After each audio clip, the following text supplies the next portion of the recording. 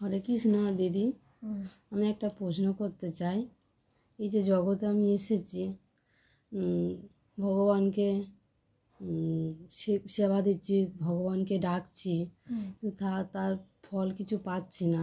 জপ করি, ভগবানকে ডাকি, তার ফল কিছু পাচ্ছি না। কি কষ্ট আছে না কি আছে? কষ্ট হয়, কষ্টই আছি গো। কষ্ট তো হবে, কারণ এটা হচ্ছে দুঃখালয়। যেমন বাসনালয় বাসন পাওয়া যায়, ভোজনালয় ভোজন পাওয়া যায়, এটা দুঃখালয় মানে দুঃখই পাওয়া যাবে। শুধু একটাই আমাদের মাথায় রাখতে হবে, হরিনাম করলে যে দুঃখ কাটে, এটা খুবই মানুষকে বোঝানোর চেষ্টা করা হয়, কিন্তু এটা এটা কোনোদিন সম্ভব নয় যে হরিনাম করলে দুঃখ কাটবে।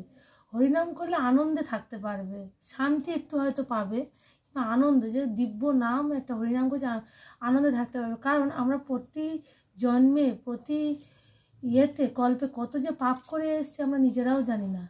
শুধু এই জন্মে একটু কিছু হয়তো পুণ্য ফলের কর্মের ফলে আমরা একটু হরিনাম করতে পেরেছি, এটাই আমাদের সৌভাগ্যবান। আমাদের বুঝতে হবে যে আমরা হরিনাম করতে পারছি। হরিনামের ফলে আমরা কি করছি, আমাদের যে সুমেরু পর্বতরূপী যে এত পাপ রাশি আছে, পাপগুলো আস্তে আস্তে খণ্ডন হচ্ছে। যেমন তোমাকে একটা এক্সাম্পল দিই, যে একটা নোংরা ভর্তি ঘরে তুমি যদি ঝাড় দাও, সঙ্গে সঙ্গে কিন্তু পরিষ্কার হবে না।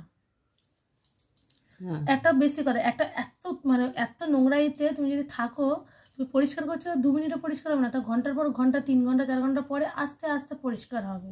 সেরকম আমাদের এই কোটি কোটি জন্মের পাপগুলো ধুতে গেলে 2-4 বছরে হরিনাম করলে কিন্তু একভাবেই হয়ে যাবে না। করতে করতে করতে করতে একটা এন্ড অফ দ্য টাইমে আমরা বুঝতে পারবো না, আমাদের কিছু আমরা একটা বুঝতে পারছি যে ভগবান বলে কিছু আছে। সেই জন্য আমাদের হরিনামটা কন্টিনিউ তো করতেই হবে। প্লাস এটা কখনোই ভাবলে হবে না যে হরিনাম করলে আমরা এত এত ঐশ্বর্য পাবো, এত এত টাকা পয়সা পাবো, পেলে তারপরে আমরা আরও ভালো কি বলবো পবিত্রশালী হয়ে যাবো, বৃত্তশালী হয়ে যাবো। সেরকম করলে ভাবলে হবে না। গোবিন্দের চরণে থাকতে গেলে সবসময় হরিনাম করেই যেতে হবে।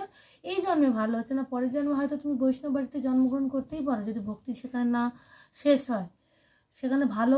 আর বৈষ্ণব বাড়িতে না হলেও তখন ভালো বৃত্তশালী বাড়িতে বা বড়লোক বাড়িতে এসে ভগবানের নাম করা গোবিন্দ সুযোগ দেয়।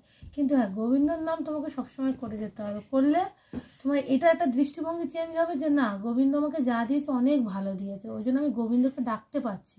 নয়তো এমন এমন এমন এমন জায়গা আছে যেখানে গোবিন্দের নাম তো কেউ শোনেই নি, গোবিন্দকে তো দেখেই নি, শোনা তো দূরের কথা, দেখে পর্যন্ত নি।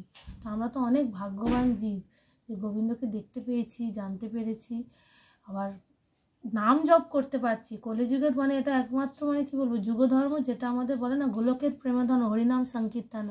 আমরা এটা প্রতি মুহূর্তে এটা আমরা উপলব্ধি করতে পারি যে হরিনাম যদি আমরা করি, তাহলে আমরা একদিন ভগবানের সঙ্গে ভগবানের ধামে যাব, বা ভগবানের সঙ্গে ভগবানের কাছে গিয়ে ভগবানের সেবা করতে পারবো। এইটুখানি জেনেই আমাদের যেন শান্তি পেতে পারি।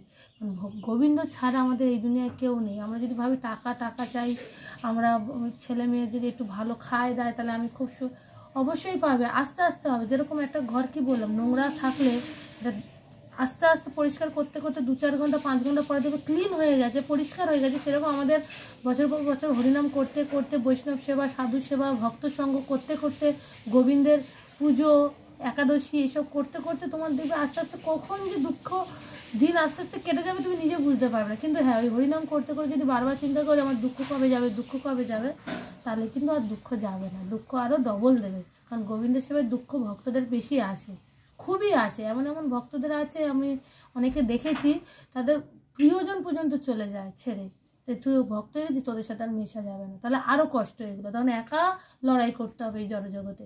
কিন্তু গোবিন্দ তোমার সাথ ছাড়বে, কারণ গোবিন্দের দিকে তুমি যদি 1 পা এগো, গোবিন্দ তোমার দিকে 100 পা এগিয়ে আসবে। এবং তুমি শুধু গোবিন্দের দিকে চিন্তা করে যাও, গোবিন্দ আর তোমায় ছাড়বে না। এটাই বলছি। হরে কৃষ্ণ কৃষ্ণ কৃষ্ণ হরে হরে, হরে রাম রাম রাম হরে হরে।